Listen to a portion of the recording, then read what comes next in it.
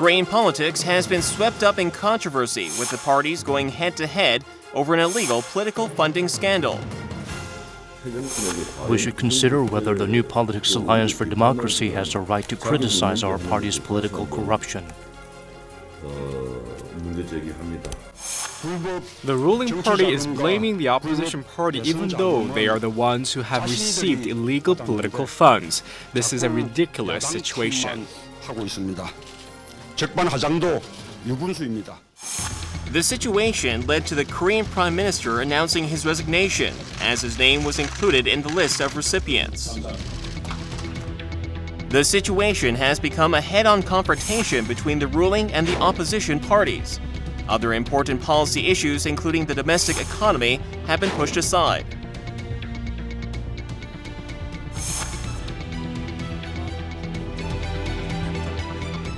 첫째로 공공, 노동, 금융, 교육 등 4대 부문을 중심으로 구조 개혁에 박차를 가해서 기초가 튼튼한 경제를 만들겠습니다.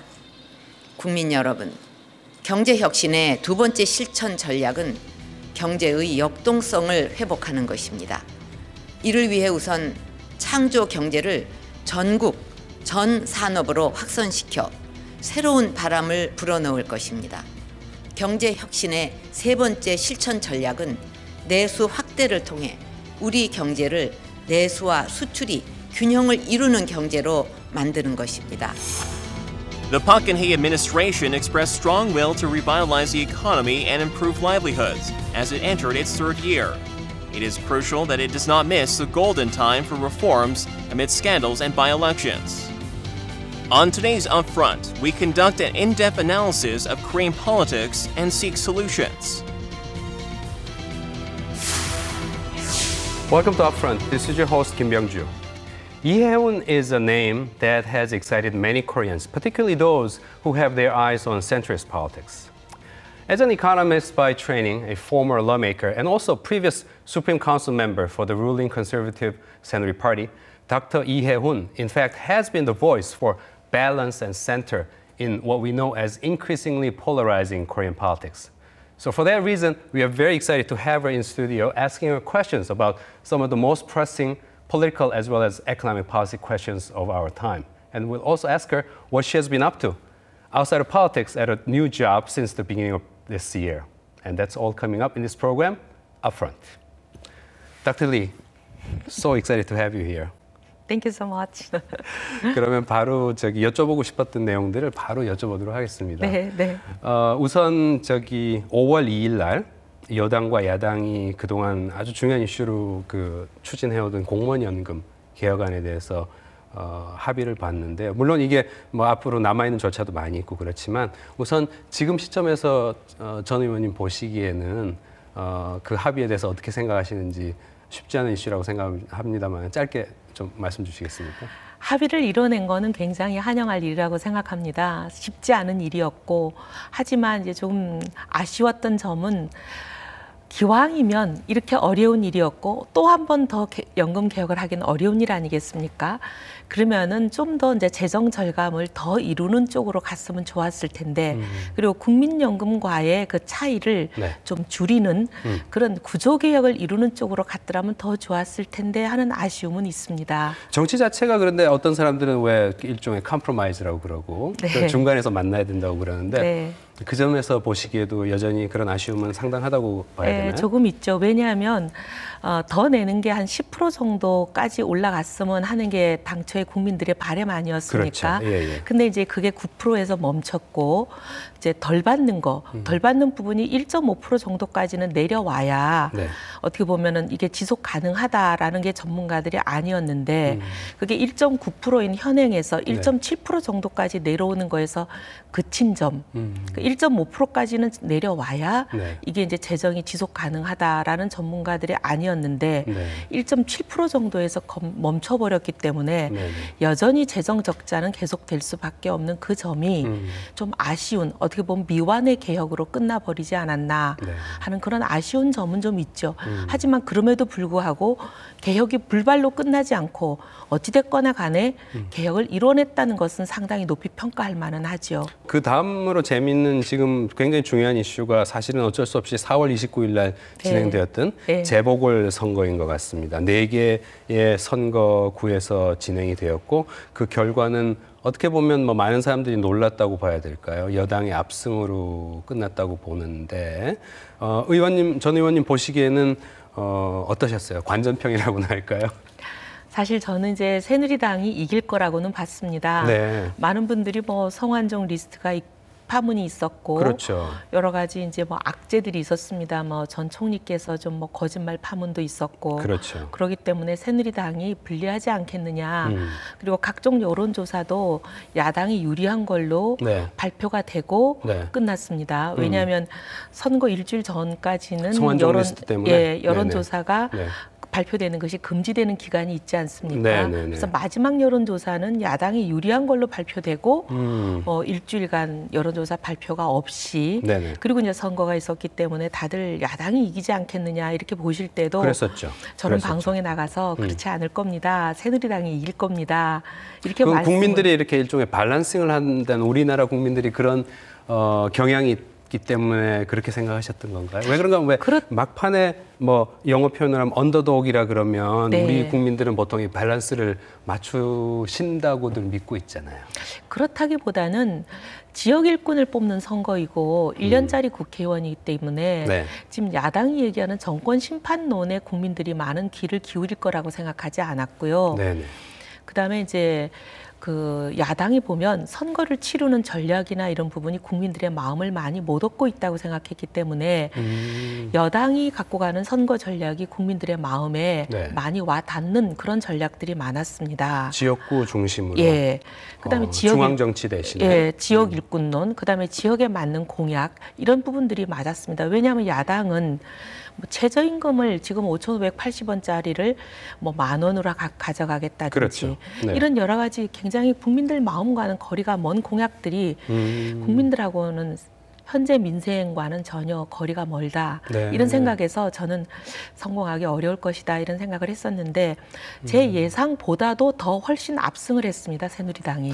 이 전 의원님 입장에서 본다면 제가 게스트로 모실 때 이런 게 굉장히 궁금했었는데 어떻게 보면 그 보수 집권 여당 내에서 중도파라고 볼 수 있고 그러신데 어떤 사람들은 그런 문재인 이번에 야당 대표의 경우에 이전과는 달리 정쟁보다는 좀 더 뭐라고 그럴까 경제를 중시하고 그리고 그 중도주의 경제 그 중심주의라고나 할까요? 뭐 이러면서 소득 주도의 성장이 중요하다고 이야기를 하고 최저임금을 올리는 것도 이야기를 하고 그래가지고 어떻게 보면 이전에 정쟁이나 정치 투쟁 대신에 경제를 강조하는 미래 수권 집권당의 가능성이 있는 당으로서의 모습을 보여주려고 그랬는데 그게 오히려 그러면 실패한 거 아닌가 하는 시각도 있거든요.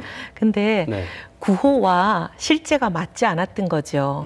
왜냐하면 큰 그림을 그리긴 했지만 그게 피부에 와닿는 거하고는 달랐습니다. 왜냐하면 최저임금 얘기도 지금 5,580원인데 1년에 100원 올리는 것도 굉장히 어렵습니다.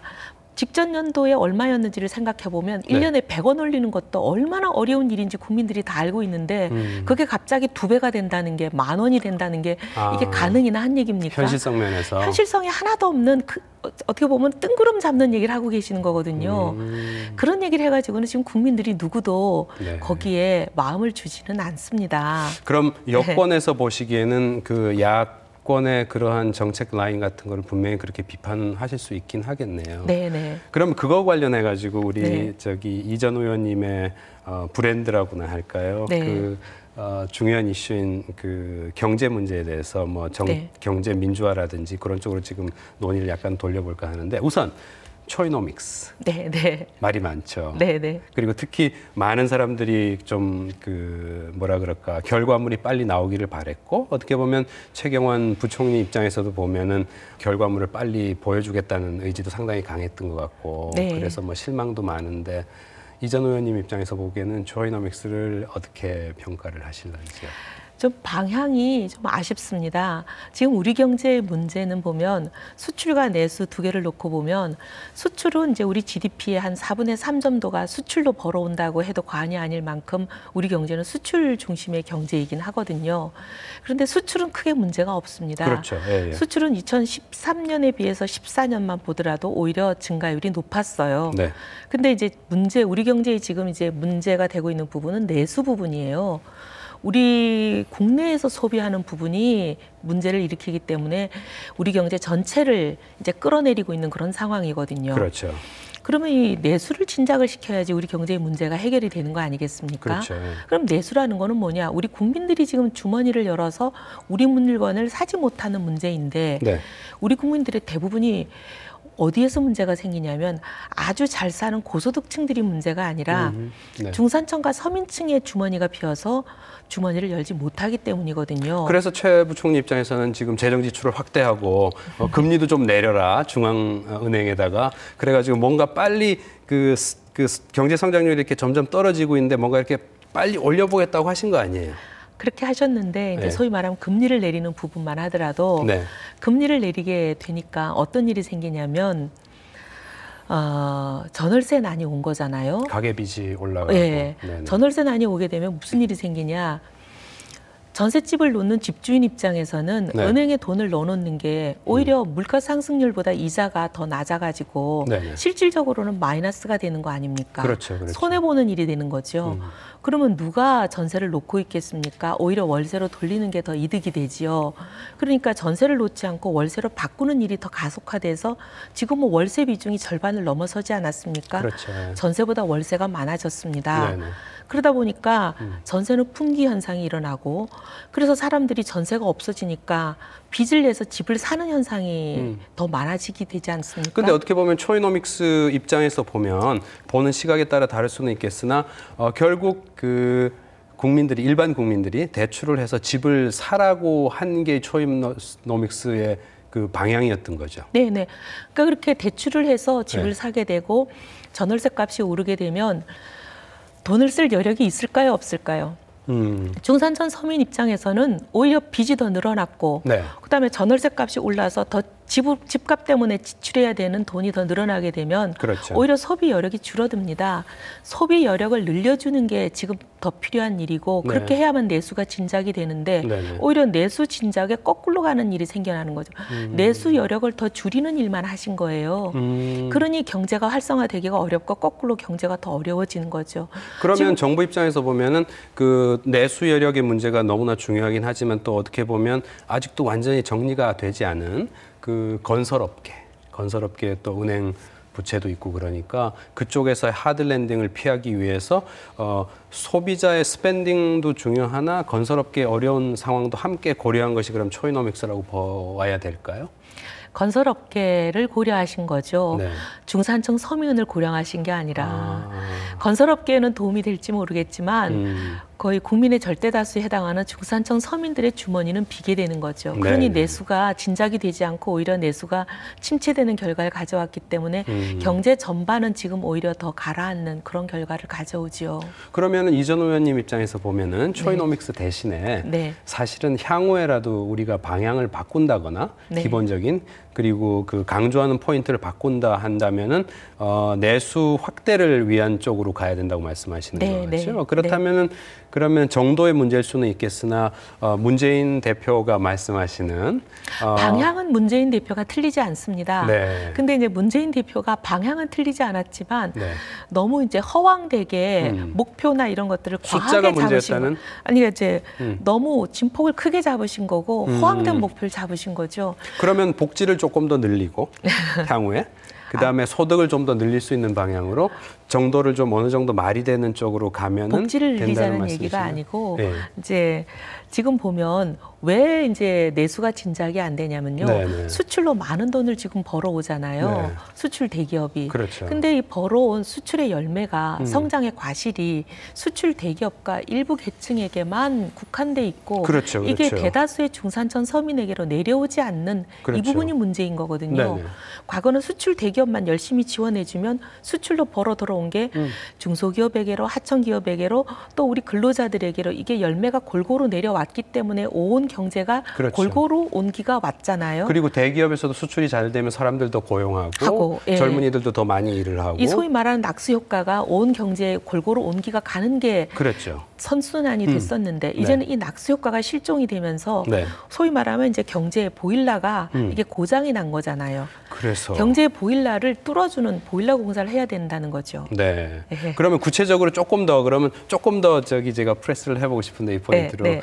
이전 의원님 입장에서 보면은 지금 초이노믹스를 조금 어느 쪽으로 구체적인 실행할 수 있는 정책이라든지 구조 개혁을 좀 해야 된다고 봅니다. 네. 왜냐하면 이게 이제 대기업이 벌어온 네. 수출 대기업이 벌어온 이 돈들이 하청기업과 근로자들에게 내려가지 않는 이 공정 경제가 실현되지 않는 이 부분들, 네. 소위 하청기업의 납품 단가를 후려친다든지 기술 개발을 탈취해 가는 문제라든지 네. 이런 부분들이 제대로 공정하게 이루어져야만 수출 대기업이 벌어온 여러 가지 성장의 과실들이 하청기업과 근로자들에게 제대로 내려가는 거거든요. 네, 네. 그리고 이제 정규직과 비정규직의 문제도 여기서 해결이 돼야만 그분들의 정당한 대가가 네.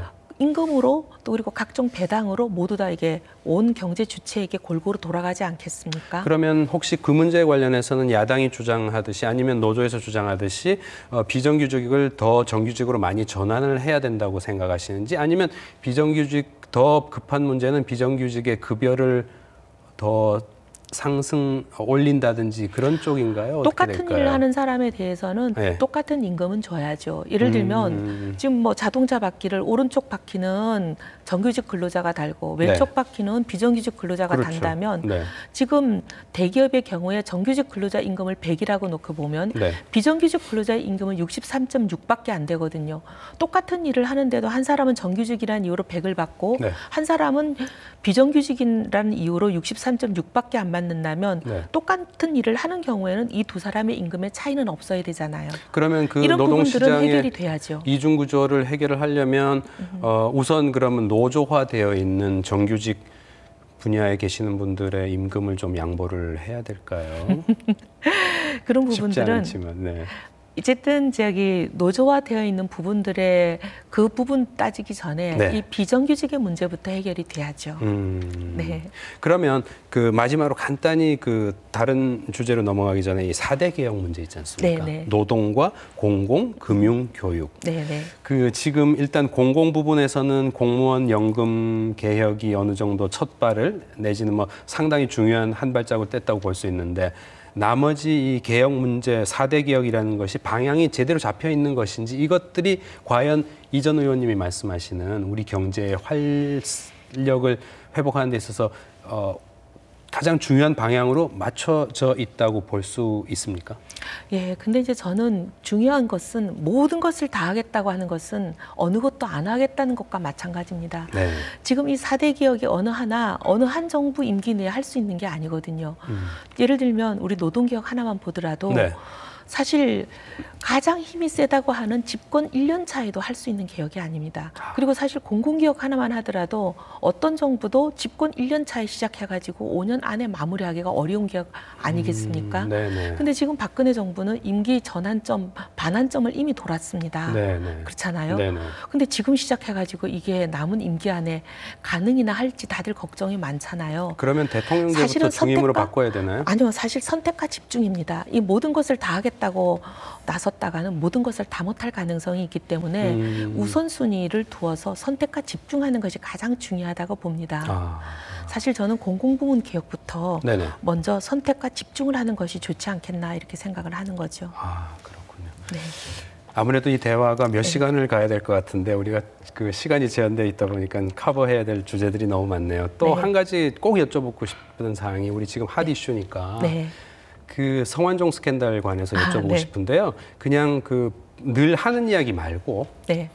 약간 소수 의견입니다만 우리나라 사회의 네. 소수 의견입니다만은 성완종 스캔들이 발생한 중요한 이유가 정치 자금법 때문이다. 네. 정치인들이 하고 있는 모든 대부분의 그거를 다 불법화 시켜놨기 때문에 저 법에 그대로 따라서 하다 보면 국회의원 경우에는 사제를 털어서 정치를 해야 되고 그게 그 영어 표현을 하면 서스테이너블 하지 않기 때문에 그래서 마음만 먹으면 이거 물론 소수의 의견입니다만 마음만 먹으면 누구든지 잡아들일 수 있는 그런 시스템으로 되어 있어서 그래서 정치 자금법부터 우선 바꿔야 우리가 이러한 문제에 해결할 수 있는 첫 발자국을 뗄 수 있다고 주장하고 예를 들어서 선관위가 선거관리위원회가 이번 2월 달에 그 정치자금법을 개혁하는 아이디어를 냈지 않습니까? 근데 그 아무도 신경 안 쓰고 지금 성완종 리스트가 터짐으로써 더더욱이 그쪽 개혁은 방향이 없을 것 같은데 이 전 의원님 보시기에는 그렇게 보는 시각에 어느 정도의 설득력이 있다고 보시나요? 저는 전혀 동의하지 않습니다. 그러세요? 예를 들면 이제 그 선관위가 얘기한 것 중에서 네. 법인과 단체의 네. 후원금을 양성화하자 이런 안도 있거든요. 그렇죠. 그런 안에 가장 그 대표적인 명분이 지금 말씀하신 그런 명분이에요. 네네. 지금까지 이제 지난번에 2004년이었던 걸로 기억하는데 그때 정치관계법을 개정할 때의 논거가 법인과 단체의 기부금을 금지한 이유가 돈 안 쓰는 선거하자. 네. 그래서 돈 안 쓰는 선거하기 위해서는 기업에다가 정치인들이 정치자금, 후원금을 요구하는 것을 못하게 하자. 이렇게 해서 막았던 건데. 그때 당시에 차떼기당 사건 때문이었잖아요. 네. 이제 와서는 또다시 한다는 소리가 네. 돈이 어차피 드는 것은 어쩔 수 없으니까 네. 아예 불법으로 받는 것보다는 양성화해서 떳떳하게 받게 해주자. 이런 논의로 다시 이것을 풀어주자. 네. 이런 얘기를 하고 있거든요. 네. 있을 수 없는 일입니다.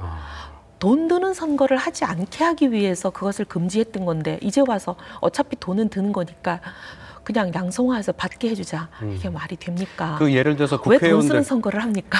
예를 들어서 국회의원들 같은 경우에 네. 그 지금 현재 그 오세훈법에서 이야기한 시스템 자체가 그러니까는 개개인별의 그 정치 기부금을 모아서 네. 그걸로 활동을 하라는 거로 되어 있는데 개인으로부터는 후원금을 받을 수 있대 네. 법인이나 기업이나 는 단체로부터는 받지 그렇죠. 말라라는 거거든요. 그래서 과연 개개인들한테 500만 원씩을 모아서 뭐 1년에 1억 5천 정도의 정치 자금을 모아서 국회의원을 한다는 게 얼마나 현실적이냐고 보는 소수의 시각이 있는 것 같아요. 아니 그 이상 왜 씁니까? 네. 아니 그 이상 왜 써야 되는지 이해가 안 되고요. 네. 그 이상 쓰겠다는 사람들 자체가 저는 이상한 사람들이라고 생각합니다. 그 이상 돈을 모아서 뭐에다가 쓰려고 그러는지도 일단 이해가 안 되고요. 네.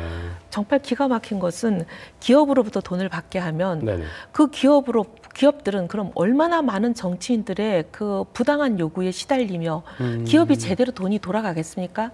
또 비자금을 만들며 얼마나 많은 부당한 자금 흐름이 생기겠습니까? 그리고 또 그 돈을 받았으면 기업이 또 요구하는 각종 여러 가지 불법 요구에 또 정치인들은 또 동원되지 않겠습니까? 네. 부당한 대출을 해달라.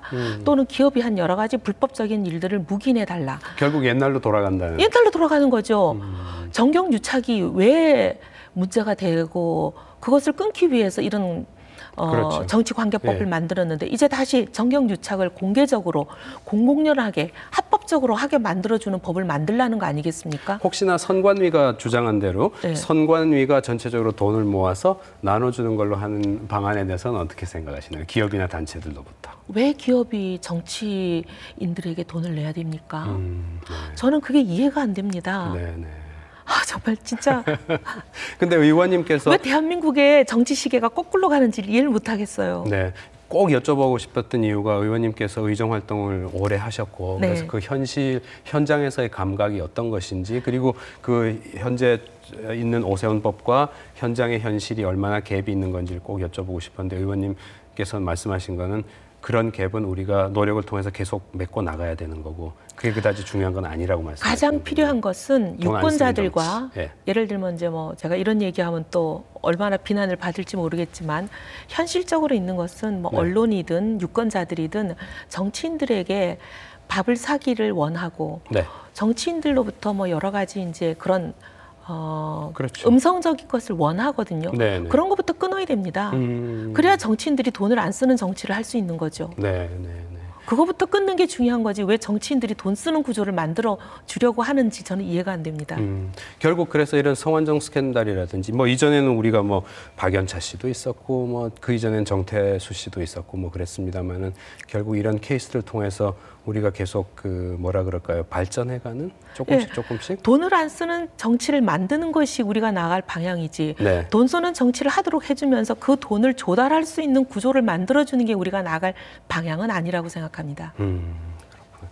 그러면은 이 현재 그 법을 개정하자는 소위 말하는 현실론자들의 입장은 이전 의원님께서 그렇게 비판을 하신다면 향후에 혹시 뭐 구체적으로 좀 더 뭐 실행이라든지 뭐 그 시민사회 운동이라든지 뭐 그런 게 필요한 게 있을까요? 왜냐하면 많은 분들은 왜 우리는 정태수고 박연차고 성완종이고 계속 이런 이름들이 나오느냐.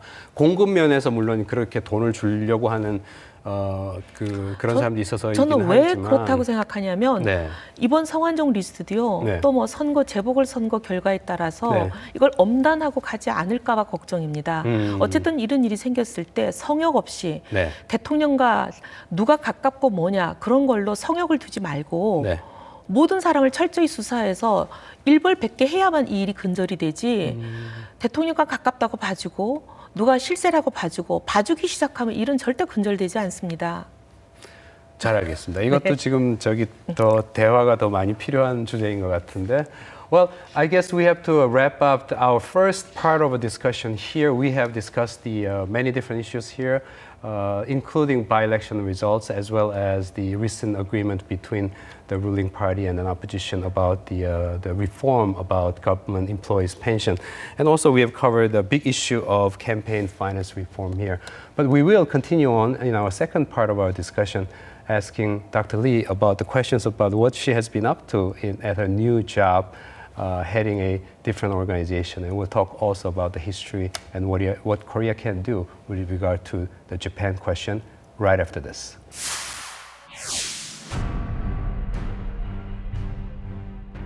Another significant challenge facing the Korean government is aggravated bilateral relations between Seoul and Tokyo. What would be the best way to improve the ever-worsening relations between the two countries? The current conflict stems from Japan's distortion of history. Korea was once colonized by Japan, and this period of history was marked by atrocities such as the pillaging of resources and human rights abuses. The Korean government has continuously urged the Japanese government to express true remorse and a sincere apology for historical atrocities. 이제 일본이 용기 있고 진솔하게 역사적 진실을 인정하고 한국과 손잡고 미래 50년의 동반자로서 새로운 역사를 함께 써 나가기를 바랍니다.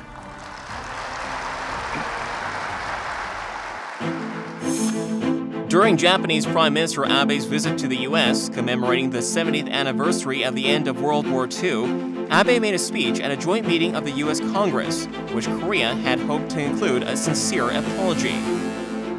Our actions brought suffering to the peoples in Asian countries. My eternal condolences to the souls of all American people that were lost during World War II. However, Abe neglected to mention Japanese atrocities during its occupation of Korea, aggravating the conflict between the two countries. Tensions between Seoul and Tokyo are continuing due to unresolved historical issues. We discuss how Korea should steer this relationship toward a more positive direction. Well, today we have our guest, Dr. Lee Hae-un, in this program up front. For the remainder of this, our time here, we will discuss her new job as the president of the Yu Kwan-sun Memorial Association and some of the related issues involving history and Japan. And our discussion will continue in Korean as we have so far. 이제 주제를 좀 바꿔서 말씀을 나눴으면 좋겠는데 우선 올해 초였죠. 그 유관순 열사 기념 사업회. 네. 회장님으로 네. 취임하셨어요. 네. 우리 지금 보시는 시청자들이 주로 해외에 많이 계시기 때문에 네. 이 그 조직에 대해서 하는 일에 대해서 조금 좀 설명을 해주셨으면 좋겠습니다. 유관순 열사 기념사업회는 1947년에 이제 처음 만들어졌습니다. 네. 유관순 열사가 1919년 3.1 운동에 가담했다가 사실 그 다음 해인 1920년 9월 28일 날 순국하셨습니다. 그리고 나서 이제 광복이 되고 민족 최고의 지도자인 이승만 선생님, 김구 선생님, 그리고 서재필, 네. 최현배, 정인보 이런 최고의 지도자들이 모여서 기념사업회를 만드셨는데요. 그 이후에 지금까지 이어져 오고 유관순 열사가 어떤 행적을 이루셨으며 그 충절과 애국혼이 어떤 내용이었으며 이런 네. 것들을 우리 5천만 온 민족과 우리 자라나는 미래 세대에게 이제 네. 알리고 각 민족의 마음마다 애국혼을 심는 그런 일들을 하고 있습니다. 어떻게 보면은 그러니까 일제시대, 일제강점기에 우리가 얼만큼 한국인들이 독립을 위해서 네. 스스로 노력하고 싸웠는지 네. 그것에 대한 기억이 이렇게 중요한 시점에서 특히 유관순 열사 같은 그 피겨헤드라고 할까요? 뭐 네. 심볼릭한 이런 피겨가 하신 일들 그리고 네. 그를 기념하는 사업은 정말 너무나 의미가 있는 것 같은데 그 예를 들어서 올해 늘 해오셨던 제가 47년에 만들어졌다니까 더욱 놀랐습니다. 사실은 어떻게 보면 정부 공식 수립되기도 전에 만들어졌습니다. 그만큼 중요하신 인물이고 네. 그러니까 했는데 예를 들어서 5월 10일 날 유관순 열사 기념 평화 마라톤 대회가 네. 있다고 들었는데 이게 12년째인가요? 네. 네. 어디서 평화다 하는 합니다. 겁니까? 예, 예. 천안에서 네. 아우네 장터를 중심으로 아하, 이루어집니다. 네. 천안에 유관순 열사를 기념하는 네. 기념관이 있습니다. 네네. 그리고 천안은 또 이제 민족 독립 열사들이 많이 계신 그런 곳이기 때문에 그렇죠. 독립기념관도 있습니다. 네네. 그래서 독립기념관 앞에 결의 기념관이라는 큰 장소가 있습니다. 네. 거기에서 출발해서 이제 하프 코스도 있고 10km짜리도 있고 5km짜리도 있고 또 이제 어린 학생들도 많이 참여하기 때문에 네. 풀 코스를 다 뛸 수 없는 분들을 위해서 네네. 5km 뛰시는 분들, 10km 뛰시는 분, 또 하프 코스 뛰시는 분 이렇게 이야. 각자 능력에 따라 뛸 수 있도록 여러 진짜 가지. 누구든지 참석할 수 있는. 네. 그래서 어린이들도 또 어르신들도 연세 드신 어르신들도 뛸 수 있게 이렇게 해놓고 있습니다. 네. 그리고 그날은 또 축구 대회도 유관순배 또 축구 대회도 있고 그렇습니다. 네. 유관순배 축구 대회도 제가 여러 번 들어서 네. 어떻게 보면 귀에 익은 네. 그런 사업인 것 같은데 그 외에 그 유관순 열사 기념 사업회에서 연중으로 하시는 네. 주요 사업 특히 뭐 지금 5월 시점이니까 연말까지 가는 데 있어서 앞으로 남은 한 반년 정도 네. 중요한 사업들이 어떤 게 있습니까? 매월 네. 유관순 시단을 운영하면서 유관순에 관련한 여러 가지 시를 지어서 네. 또 이제 발표도 하고요. 그다음에 이제 글짓기 이런 것도 하고 그다음에 유관순 상을 매년 시상을 합니다. 그건 어떤 분들이 상을 받습니까? 올해는 박선영 의원님이라고 전 의원님이신데 네, 이제 네, 탈북자들 주로 지원하시고 여성 그렇죠. 의원이셨던 분이 인권 문제. 네, 인권 문제 네네. 시상을 하셨고요. 그다음에 이제 전국에 있는 학생들로부터 공모를 받습니다. 유관순에 관한 이제 본인이 어떤 생각을 하는지 이런 글들을 공모를 받아서 유관순 횃불상을 시상하기도 하고요. 우리들이 자랄 때는 유관순이라는 이름이 워낙 큰 이름이었고 네. 중요한 이름이었는데 요즘 젊은이들은 그게 어떻게 바뀌었는지요? 일부 제가 듣기로는 유관순 열사에 대해서 젊은이들이 너무 모른다 뭐 이런 우려도 있는 것 같은데 지금 회장으로 취임하신 지 얼마 안 되는 입장에서 지금까지 보신 바로는 어떻습니까, 현실이? 굉장히 이제 유감입니다.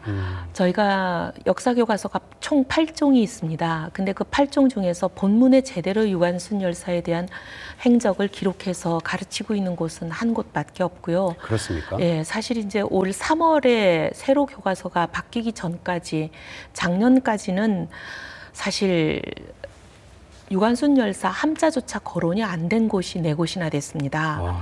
네. 그래서 작년에 저희가 이제 시정 촉구를 하는 여러 가지 뭐 캠페인도 하고 네네. 많은 일들을 했습니다. 그래서 다행히 올 3월에 네. 새 교과서에는 함자는 이제 수록이 되는데 네. 저희가 보기에는 이 함자만 기록하는 것은 어떻게 보면 암기식 교육밖에 되지 않지 그렇죠. 않습니까? 네, 그렇죠. 근데 뭐 다음 중 3.1 운동과 관련 있는 사람은 뭐 이렇게 할 때 유관순이냐 아니냐 이런 정도의 교육으로는 어떻게 보면 애국과 충절의 혼을 제대로 교육하기는 어렵습니다. 네. 근데 이제 유관순 열사는 사실 수많은 사람들을 이제 아우네 장터로 불러내서 그렇죠. 만세 운동을 일으킨 사람이기도 하고 그 젊고 어린 나이에 17세 소녀가 네네. 사실 이제 천안이라는 이제 학교가 서울에서 만세 운동에 탑골공원에서 참여했다가 네. 일제가 학교 학생들이 자꾸 이제 만세 운동에 참여를 하니까 네. 학교를 다 폐교를 해버립니다. 그래서 이제 학교가 문을 닫으니까 고향으로 내려간 거죠. 학교는 이화학당. 이화학당이었습니다. 네, 네, 네. 근데 이제 천안에 가서 17세 그 어린 소녀가 당시만 해도 여성들은 집밖 출입이 어려웠던 시절이죠. 그렇죠. 네네. 근데 이제 머리에 수건을 쓰고 그때만 해도 교통편이 없었죠. 근데 그렇죠. 그 산골 마을에 도로도 없던 시절에 그 수십 리 길을 걸어서 진천, 청원, 연기 이런 수십 개 마을을 돌아다니면서 마을 어른들을 찾아뵙고 네. 서울 그때만 해도 뭐 인터넷도 없고 신문에 보도도 안 되던 시절 아니에요. 그렇죠. 그러니까 독립운동이 일어났다. 이게 무슨 의미인지 왜 해야 되는지를 다 찾아다니면서 설명을 해서 3,000명을 다 운집시켜냅니다. 그래서 거기서 만세운동을 시작해서 그래서 3.1운동이 서울에 있었던 게 전국으로 퍼져나가는 계기를 만들게 되는 일종의 거죠. 기폭제가 된. 기폭대가 된 네, 거죠. 네, 네. 근데 이제 그 현장에서 부모님들은 다 사살이 되고 본인은 투옥이 되고 네. 그리고 이제 나중에 옥에서 그렇죠. 고문을 당하다가 순국하시는 거잖아요. 네, 네. 그러면서 이제 유언을 이제 자필로 써놓으신 유언이 내 머리카락이 다 빠져나가고 내 손과 발이 다 잘리고 내 눈과 코가 다 잘려나가도 그 고통은 견딜 수 있습니다. 하지만 조국을 잃은 이 슬픔은 잊을 수가 없습니다. 조국에 바칠 수 있는 목숨이 오직 하나밖에 없다는 것이 유일한 슬픔입니다. 네. 이런 이제 유언을 남기고 자필로 남기고 순국하신 거잖아요. 네, 네. 이런 이제 어떻게 보면 충절의 혼을 우리 자라나는 미래 세대에게 가르쳐야 이게 애국의 혼을 가르치는 거지. 그렇죠. 그냥 뭐 3.1운동과 관련이 있는 사람은 뭐 틀린 거 맞는 거 고르기 유관순 이런 식으로 사지선다 암기식 교육으로 가르치는 것은 사실 어떻게 보면 정확한 교육이 아니잖아요. 그렇죠, 그렇죠. 그래서 제대로 가르치는 것이 중요하다.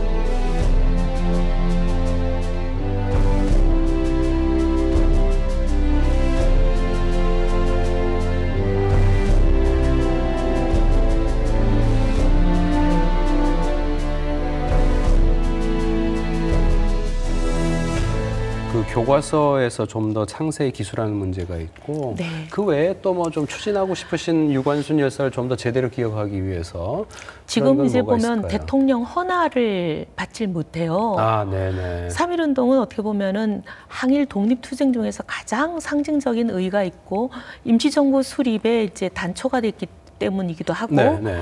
또 어떻게 보면은 이게 이제 다른 운동과는 달리 네. 어떻게 보면 평화 운동이고 네. 비폭력 운동이고 이래서 전 세계적으로 퍼져나간 운동이잖아요. 네.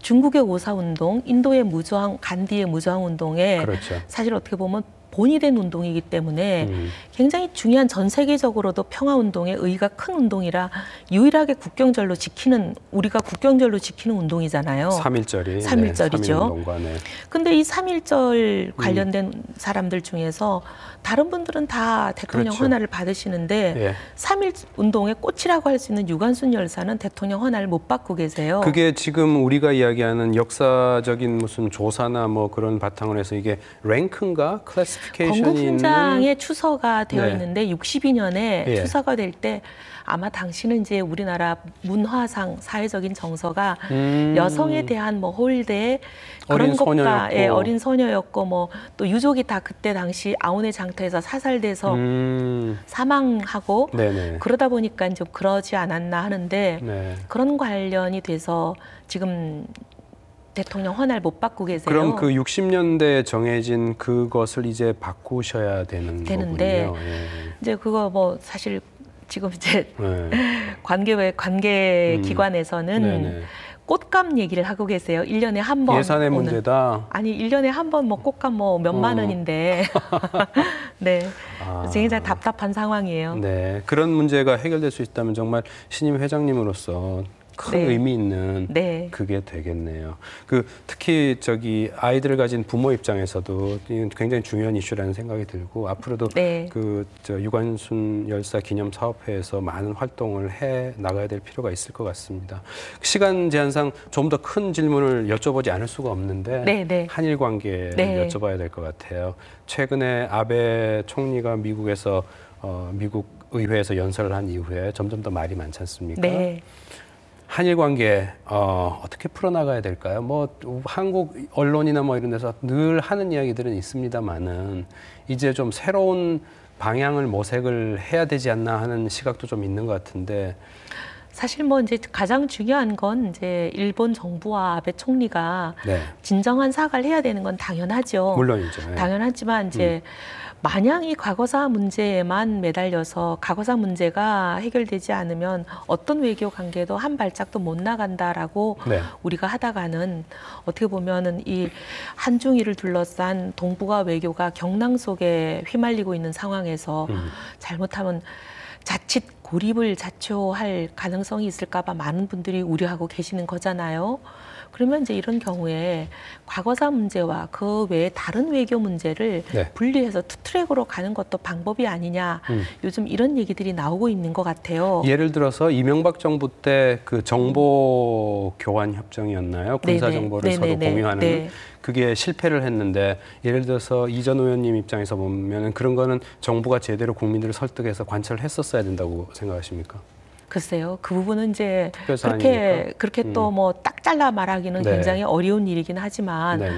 지금 와서 이제 그런 부분들까지 포함해서 좀 이제 과거사 문제와 그다음에 예를 들면 통화 수합 같은 것은 어떻게 네. 보면 네. 좀 경제 문제이기도 하고 하니까 일본 측에서 먼저 나서가지고 지금 분위기 안 좋으니까 우리 이거 뭐 할지 안 할지 모르겠고 한국이 요구하면 들어주겠다 뭐 이런 식으로 나오니까. 네, 외교라는 게 이런 것 같아요. 네. 꼭 단일 채널로만 외교를 하는 건 아니잖아요. 네, 네, 네. 정부는 정부 간의 외교 채널이 있는 거고 네. 또 이런 때 이제 풀리지 않을 때를 대비해서 비공식 채널도 있는 거고 그렇죠. 또 의원 외교 채널이라는 것도 다양하게 늘 많이 가동이 되고 그러지 않습니까? 우리나라 의원 외교 채널은 동경과의 관계가 어떠신가요? 옛날에 70년대 뭐 그럴 때만 해도 정말 한일 의원 간에 그런 게 많이 있었는데 상당히 두터운 걸로 저희들도 알고 있고 아직까지도요? 저도 한동안 이제 한일 의원 외교 연맹 소속으로 네. 또 부위원장도 하고 했었는데요. 네네. 굉장히 의원들 간에 특히 또 젊은 의원들 간엔 젊은 의원들대로 네. 또 중진 의원들은 중진 의원들대로 이렇게 다양한 멀티 채널로 네. 한일 의원 외교 채널이 가동되고 있었습니다. 그렇기 때문에 이제 이런 다양한 외교 채널을 활용을 해서 네. 여러 가지 시도를 해보는 것도 저는 나쁘지 않지 않을까 그런 생각은 듭니다. 이런 전문가들의 역할이라든지 아니면 외교가 윤병세 장관님 말씀도 해주셨습니다만은 외교 팔러시 메이커들 입장에서 볼 때 그들의 국민들에 대한 설득 노력이라든지 설명한다든지 그런 노력 그런 거 관련해서 좀 앞으로 어떻게 해야 될까요? 좀 굉장히 보면 이제 정부 담당자들이 나와서 네. 방송이나 이런데 네. 굉장히 단정적으로 네. 가이드라인을 많이 말씀하시잖아요. 근데 이제 물론 뭐 그게 필요 없다 이렇게 얘기하기는 어렵지만 네. 너무 단정적인 가이드라인을 많이 하시고 또 거기에 또 많은 패널들이나 네. 전문가들이 너무 네. 위축되시는 것 같아요. 그러면 구체적으로는 이제 조금 요 이슈를 마무리하자면 향후에 좀 정부가 나서서 분위기도 좀 더 그렇게 조성해서 전문가들이 그 각자의 목소리를 내도록 하는 그런 게 필요할까요? 그러니까 좀 정부는 네. 정부의 지침이라든지 입장이라는 게 없을 수야 없죠. 네네. 그건 뭐 당연히 있어야 되고 그걸 뭐 나쁘다고 할 수는 없는데 네. 전문가들이 다양한 의견을 개진하고 제시하는 부분에 대해서 너무 그렇게 구속하는 것은 저는 바람직하지 않은 것 같습니다. 다양한 의견을 개진하고 전문가들의 의견을 듣고 그중에서 정부가 취사 선택하는 거 아닌가요? 네. 그래서 너무 전문가들의 의견을 누르지 않았으면 좋겠습니다. 이번에 아베 총리가 미국에서 연설하는 걸 보고 국내에서 일부는 그런 이야기도 했죠. 우리가 너무 중국 쪽에 가까워가는 것 같고 네. 소위 말하는 G2 외교라는 게 망상일 수 있다. 일본이 미국에 딱 붙어 있듯이 우리도 네. 우리의 그걸 정확하게 해서 중국과 미국 사이에서 밸런스를 하려는 그런 생각은 이젠 접어야 된다. 그렇게 보는 소수 의견도 있었던 것 같아요. 다들 그 걱정을 어떻게 많이 보십니까? 그런 걱정이 많이 되죠. 네. 지금 일본과 미국이 너무 가까워지는 부분에 대해서 특히 그리고 미국이 최근에 보면은 뭐 심지어 어떤 이런 기사들도 나오지 않습니까?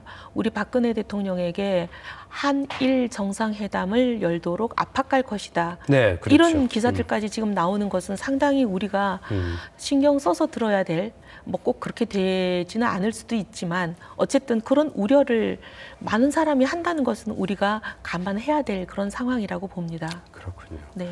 사실은 우리 이 회장님께 향후 활동 계획이라든지 유관순 사업 기념 사업회를 넘어서 좀 먼 그 플랜 같은 걸 여쭤보고 싶었는데 우리가 시간을 관리해야 되는 프로그램이다 보니까 이쯤에서 일단 마무리를 하겠습니다만 I have to thank you big time for your participation today. It's been a great time for me. Thank you for inviting me.